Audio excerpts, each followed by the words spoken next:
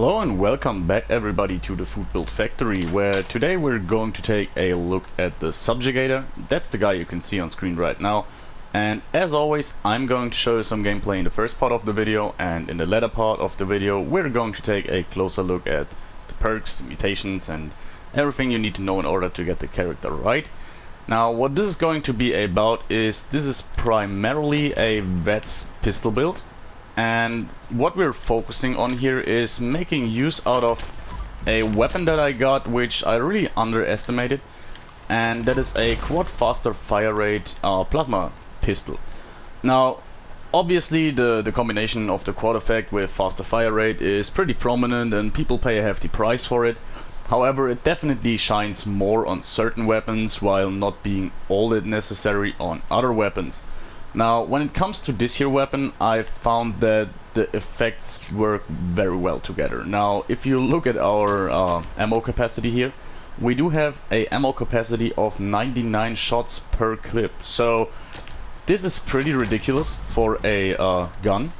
And while the gun would certainly benefit from something that enhances its damage, due to the way that the plasma pistol works and you can equip a sniper barrel, it's actually one of the more powerful options when it comes to pistols, in my opinion. And that leaves us with, in my opinion, at least one of the most fun or entertaining pistol builds I played so far. Now we do have a little bonus that I'm going to show off later, which what we can do with this here character. But as I said, we are mainly a pistol build, and especially when it comes to ghouls and such, the build is very effective. Now, when it comes to super mutants, we're still going to do well.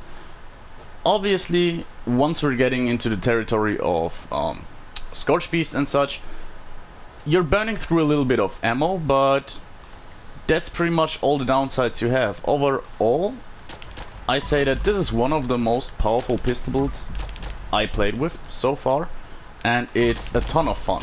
I really can only recommend it if you get hands on such a weapon. Now, the faster fire rate effect is arguably not the best here.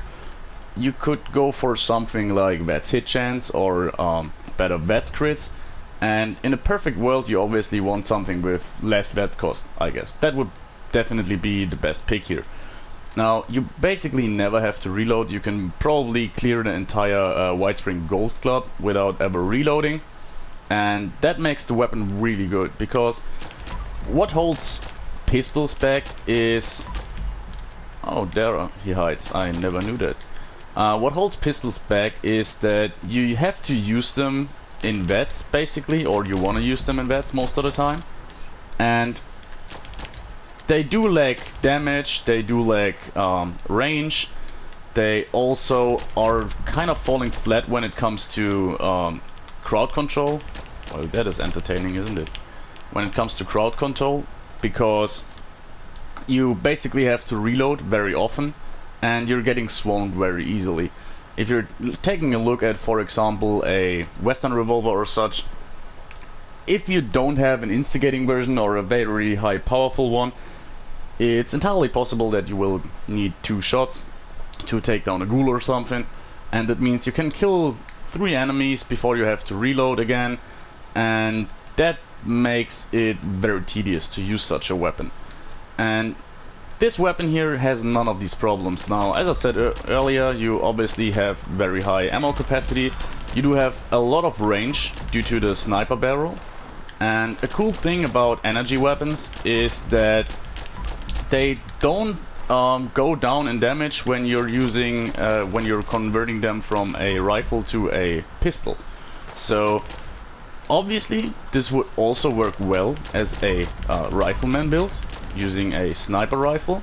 However, I felt that the pistol build here was the more satisfying option, to say at least.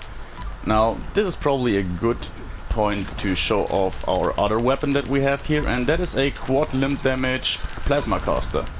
And you might think that, well, being on a pistol character, we probably don't have all that much strength for heavy guns perks, and that's completely true. We actually have I think it's 6 strength, and we only use 3 ranks of the first rank each of the heavy gunner perks.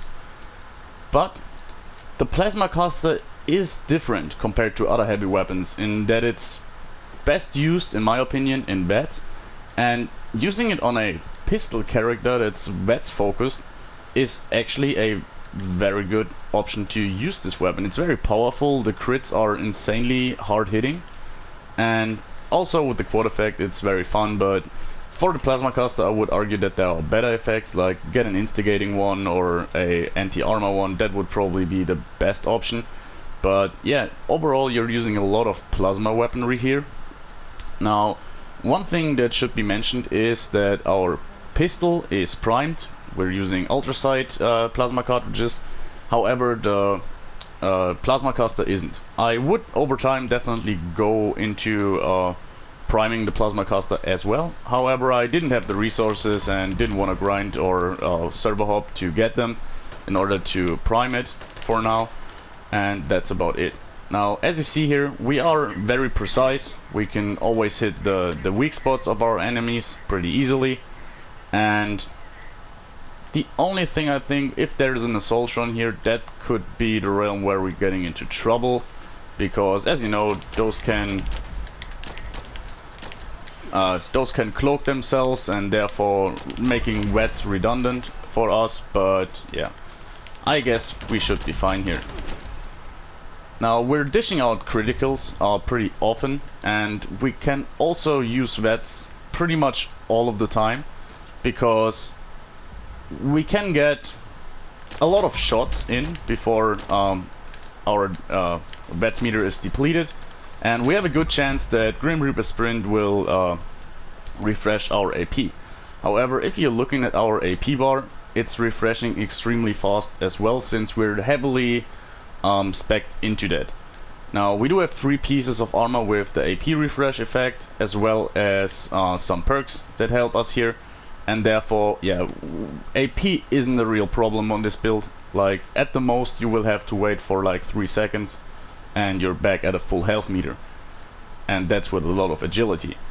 Now, we're using one consumable here, which is Blight Soup, since our whole deal is getting damage out of criticals, and we really doubled down on that. Like, we invested heavily into VETS crits, and let's take him down with the plasma caster. The plasma caster is even the more effective weapon, funnily enough, on this build, even though we're more invested into the pistol. However, I do like how the pistol feels and plays out, and well, I thought that there were more ghouls here, but alright, we have to take down those rats. Let's fast travel to, where is it? Huntersville. Kill some super mutants. Oh man, yeah, okay, now they're coming. Oh, okay, that didn't cancel our fast travel. Alright, I do like the build very much, and I feel like that's... I never heard about anyone praising this weapon, like a quad version of the plasma weaponry, and I'm still not sure how this high ammo capacity comes together, because from what I understood, the quad effect worked like this: like, every weapon has a base ammo capacity, and the quad effect quadruples that base ammo capacity and then adds like whatever ammo capacity comes from certain magazines, for example.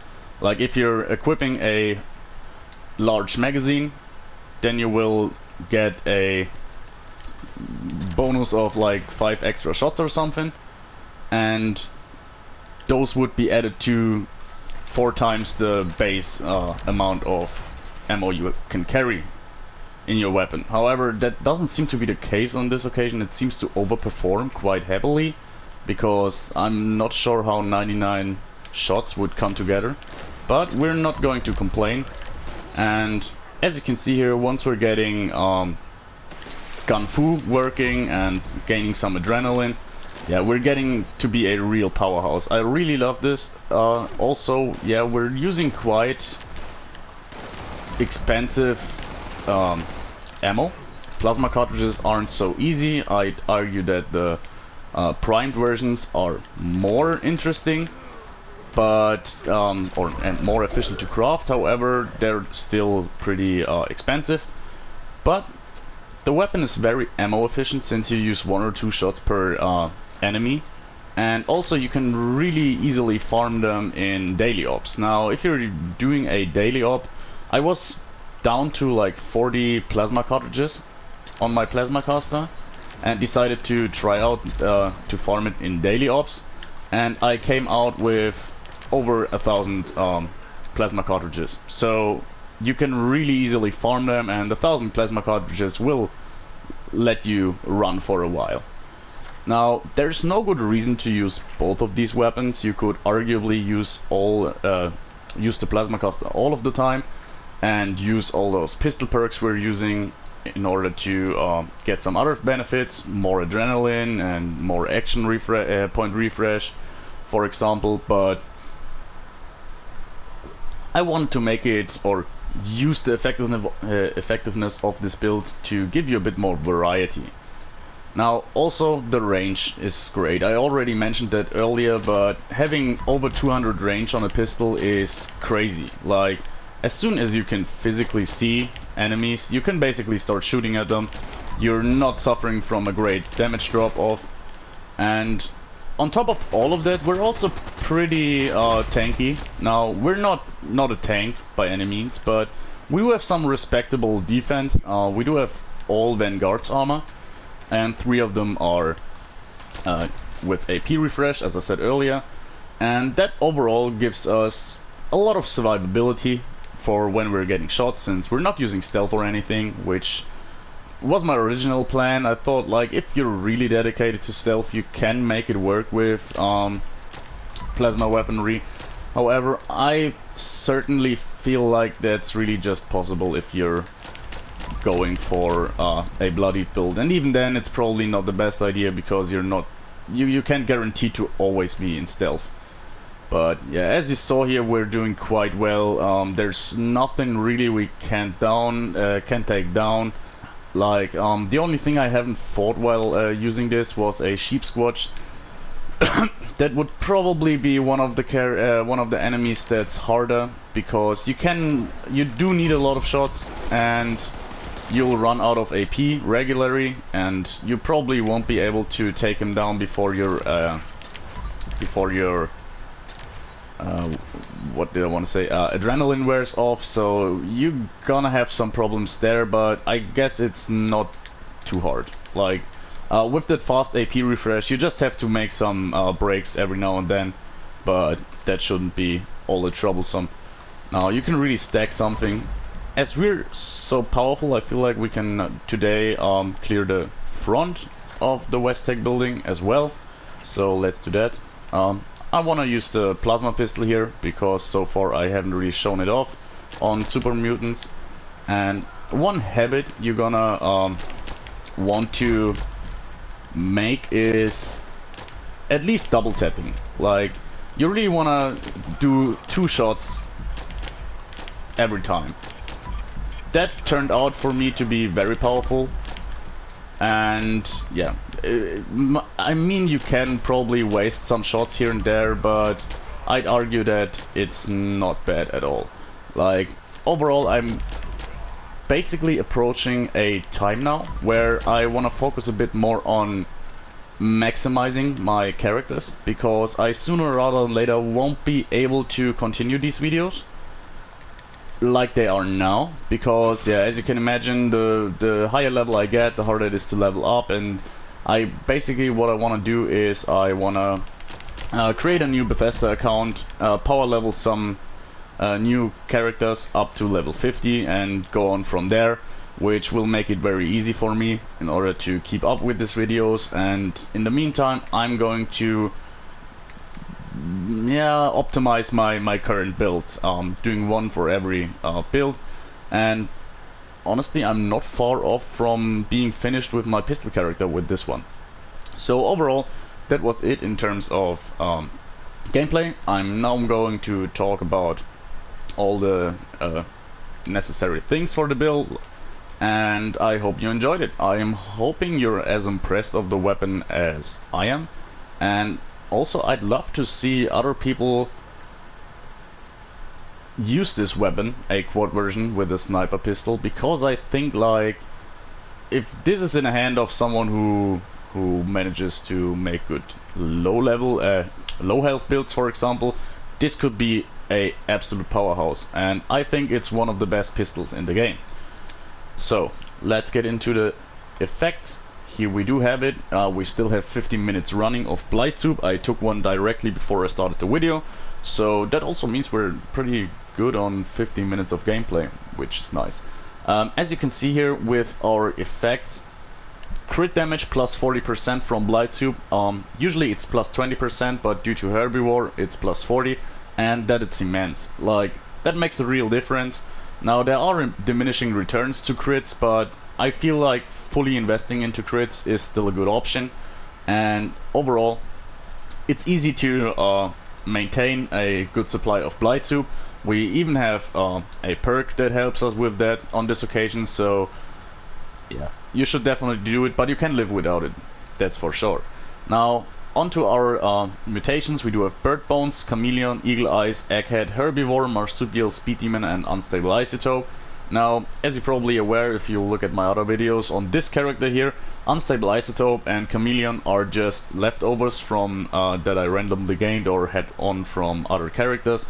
But since they don't have any downside to my character at the moment, I didn't bother to remove them, because, you know, it's random chance which mutation gets removed, and yeah, why should I risk removing other mutations when those don't have any negative impact? Now, what you want here is Bird Bones, Eagle Eyes, Egghead, Herbivore, Marsupial, and Speed Demon. Bird Bones, more agility; Eagle Eyes, more critical damage yet again, and more perception, making sure that our VATS efficiency goes up. Egghead, just a simple boost to intelligence. We're quite intelligent as it is on this character, but we do have a debuff from Marsupial that we can't get rid of, and so we can offset that a little bit with our Egghead mutation. Now, onto Herbivore. As I said, when it comes to VATS and using rifles, then Herbivore has some nice buffs that you can really double dip on. Another one that's easy to maintain is Corn Soup or Blackberry Tea, which give you better AP refresh, which is also nice, but we're already pretty much at the maximum, so there's not a lot of use you can get out of that. I'd argue that pretty much I'm using this perk, this mutation, just for the Blight Soup. Marsupial, no-brainer, more carry weight and a bit more jump height. I mean, the debuff from intelligence is, yeah, it's sad, but yeah, it really helps. And Speed Demon, faster reload and faster movement speed. Now, the movement speed, very nice on our occasion because we're a run gun kind of character. However, the extra reload speed, arguably not even that worth it for us, because we have such a low, high ammo capacity that we have to reload so rarely, it's basically getting redundant. Now, onto our equipment. As you can see here, this is the quad faster fire rate plasma pistol. Now, I started the video with a 200% repaired plasma pistol, so keep in mind the condition is relatively, yeah, it's not the best condition, but it definitely works well. So I didn't feel like it was tedious with repairs, so yeah, I didn't have a problem at all here. Quad faster fire rate, as I said. Now, the quad one is the effect that really makes our build here. The faster fire rate, I feel like you definitely see a difference compared to a non-faster fire rate version. However, I'd still argue that better VATS crits, VATS hit chance, for example, would probably be a better pick. However, if I could decide, I would probably keep a quad faster fire rate version with less VATS cost. The less VATS cost would definitely be nice. Here's the plasma caster. Quad limb damage, now pretty much the same as on our plasma pistol. I'd argue that VATS hit chance, better VATS crits, or faster fire rate would be good effects for a major effect, and minor, even more than on the plasma pistol. I would love to see 25% less VATS cost here. However, I wanted to have a quad version, and I was lucky enough that after crafting 3 of them, I think, I got one, so I rolled with it. This one here was repaired to around 130%, so yeah, keep that in mind. Onto apparel. This time it's a bit more important than usually. I mean, we have this Grocer's backpack here, but we want a shielded harness just because we want as much agility as possible, and the extra perception is also nice, and luck, so it's basically perfect for a bat-centered build. We do have the Subjugater outfit and mask. I think that was from the last scoreboard. However, here it gets interesting. We do have a heavy Vanguard's AP refresh combat chest piece, a heavy AP refresh Vanguard combat left arm, and also a right arm. But this doesn't have a AP refresh, it has extra perception, which yet again is quite nice. Then we do have this here Vanguard's radar leg.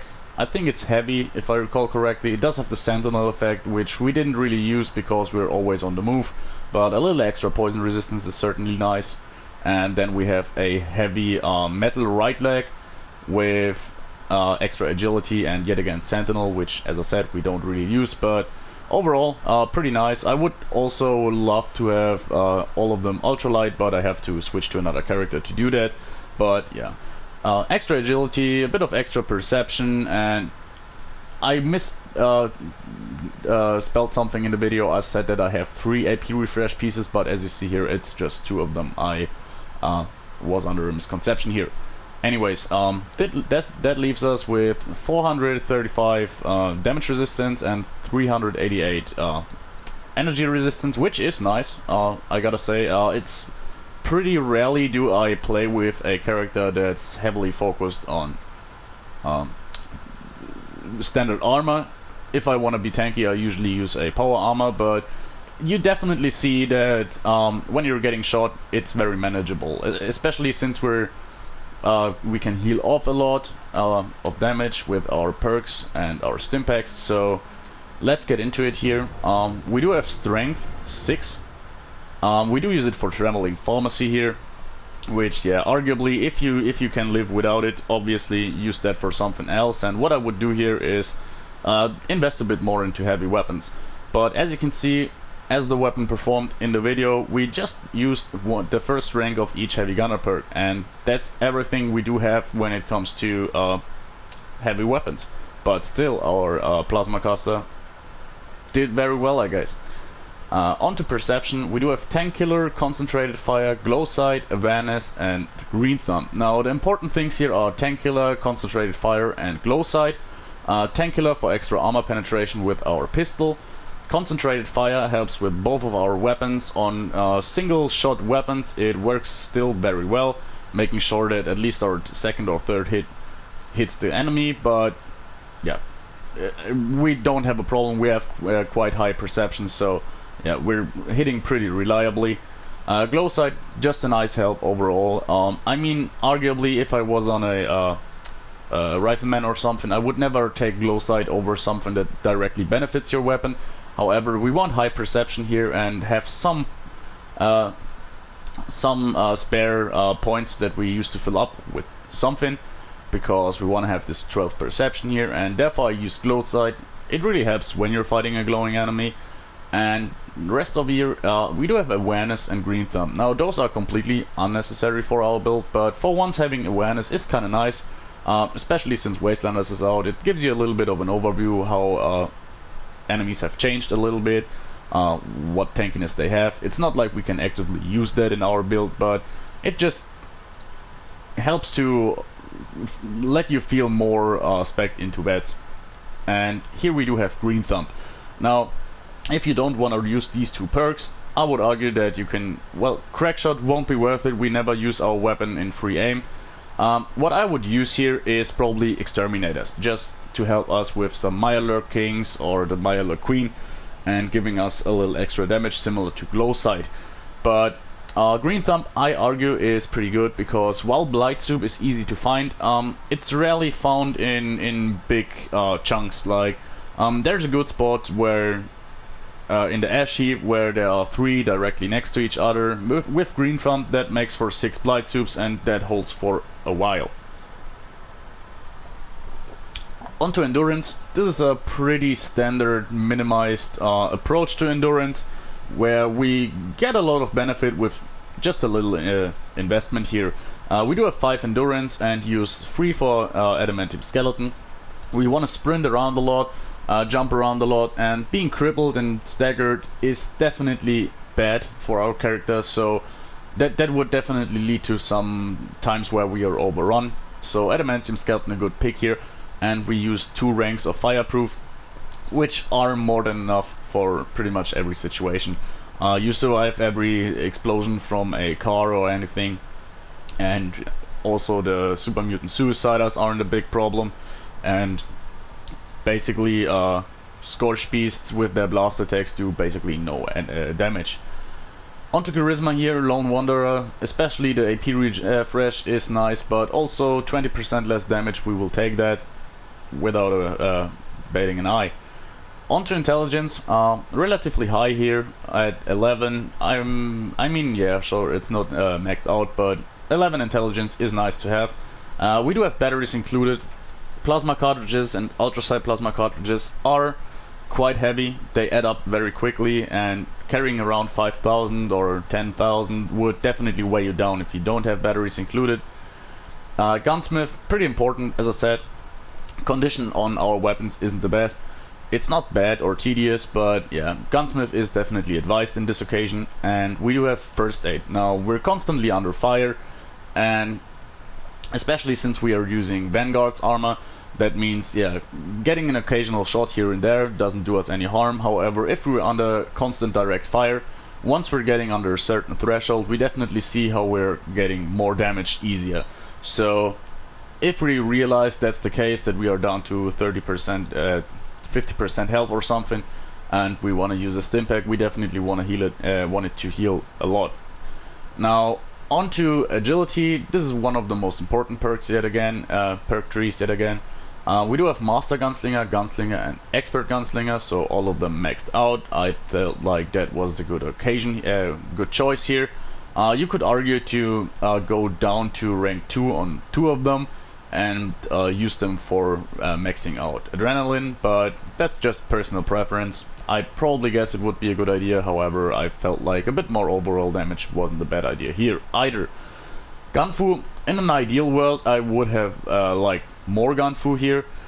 There's an argument to not use Action Boy rank 2, but rather Gunfu, because our action point refresh is already quite high, and especially during fights, we most of the time gain our action points back due to Grim Reaper sprint.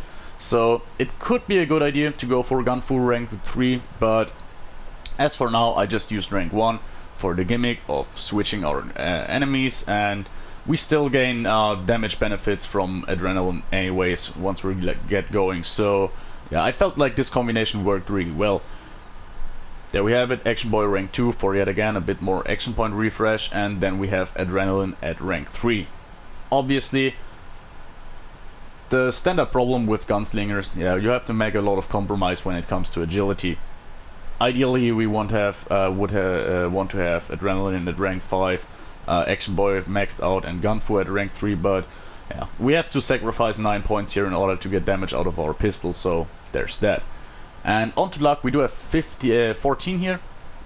Grim Reaper Sprint, better criticals, 4-leaf clover, starch genes, and critical savvy.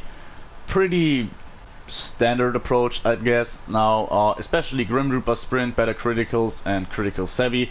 If you're going for a VATS build, those should always be in your luck tree, I guess, because they are the most efficient and definitely most certain points that you can get. Like critical savvy and better criticals work together like a charm, and Grim Reaper Sprint is very reliable in my opinion if you're using it on the right weapons, meaning weapons that can kill 2 to 3 enemies in VATS before you run out, so you have a good chance of it proccing once. And Starch Genes, obviously pretty much on every build that doesn't run without mutations, so there's that. And 4-leaf clover, now this one is kind of a bit hit or miss. You could also use Bloody Mess, Luck of the Draw would be nice to just keep your weapons going for a little bit more. However, I felt like it was a good choice, and I definitely felt the difference using it or not using it. feeling that I get more VETS crits with using it, and if I have the feeling that it's useful, I don't bother to really test it out. Probably there's a probability that it's not all that useful, but I did like it here. And onto our legendary perks. As you can see here, we're quite invested into legendary perks. Now on a gunslinger, I feel like the best approach is to really go all in into extra stats. There's one or two legendary perks that could be useful here, like far-flung fireworks would probably be nice, but I didn't feel like it really works well with an energy weapon from a visual standpoint, but that's just objective. What I wanted to do here is basically boost as much of our perks as we could do. Now the most important one here is luck and strength. Those 3 points in strength are basically all our investment into heavy guns, so if you don't want to use the plasma caster, just leave this perk point out and you basically have the right build. Luck, yeah, brought us to luck of 14. Now sooner rather than later I want to switch perks a little bit around, and once I max out the other legendary perks as well, I want to get luck higher, up to 20. That's the long-term point, long-term plan for my gunslinger, so I have 20 luck base. But that's neither here nor there. We do have one rank of Ward Rats. Arguably you can use here something better here. You could use, as I said, far-flung fireworks, or increase yet another special point. But yeah, I do just like to have Ward Rats. It's a personal choice, because yeah, I'm getting kind of OCD when I'm seeing like little red dots on my HP bar. However, its usefulness is arguably not as big, so keep that in mind. Perception, giving us a little more boost. This is basically the awareness perk, but yeah, yet again a bit more perception is nice. 1 point of endurance and 2 points of intelligence. Now you can already see what I went here for. It's not really useful, but giving us a bit more access to convenient perks, and that's about it. Now I want to take a quick look at our stats here, our special stats. We are strength 1, perception at 20, which is very nice for our character, endurance at 2, charisma at 4, completely untouched, and intelligence 13 and agility 23. That's very nice. Like, these two are pretty cool. And here we do have 15 luck, so pretty generic, but it works well enough. And that's about it. I hope you enjoyed the build. I can definitely advise you to use especially the weapon. Now the build is definitely up to you, but I feel like this is a bit of a sleeper. Like the quad version of the plasma sniper barrel pistol is, in my opinion, pretty insane and has a lot of potential. So I guess you could come up with something very great in this regard, and I can only advise you to use ultrasight plasma cartridges, because the extra damage from prime receiver is pretty significant on pretty much all of the energy weapons. And furthermore, I'm with on my main character with Ammo Smith, I'm crafting around 500 plasma cartridges in one go, making them very efficient. I guess it was fluorescent flux, and I had 10 of them. I'm sure that I have 10 of the flux I needed, and came out with around 4,500 plasma cartridges, so it's very efficient. I can only advise you to do that, and it keeps you running for weeks. So, well, maybe not weeks, depending on how often you do the daily ops. Anyways guys, I hope you enjoyed the video. As I said, the plasma caster was just a nice little addition, because I found it quite interesting that it performs, in my opinion, very well, even with such a low heavy guns investment. I arguably say that using it on such a VETS-based character is more efficient than using the plasma caster on a dedicated heavy weapons build. But neither here nor there. I hope you enjoyed the video. See you next time, guys. Bye.